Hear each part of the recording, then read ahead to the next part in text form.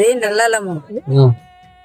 ఏడైనా దెబ్బలు తాకినా చేసినా, చేయి కోసుకపోయినా, కాలు తట్టు తాకినా, బాగా దెబ్బలు తాకినా, ఇది బాగా ఏడైనా దొరికింటోనా బలవాగా మరుపుకొని పిసికి దాని రసం బాగా వెళ్తుంది. దీని రసం బట్ట కట్టాలి వేసి దెబ్బకే ఇది అయిపోతుంది. కారం పొడి వచ్చినట్లు బాగా మండుతుంటది కూడా.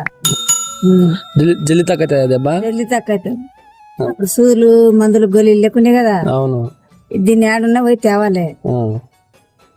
అప్పుడు దీన్ని ఏడున్నా పోయి తీసుకురొచ్చి దాన్ని వెండి దీన్ని కూడా అట్లే ఆకును కూడా పెట్టి కట్టాలి. కట్టు కట్టు ఏం కాదు ఇక మంచిగా అవుతుంది. ఇప్పుడేమో గోళీలు ఇది జ్వరం రాకపోతే దవాఖాన కుప్తారు. మా ఇంకా తెలంగాణలో నల్లలం అంటారు దీన్ని.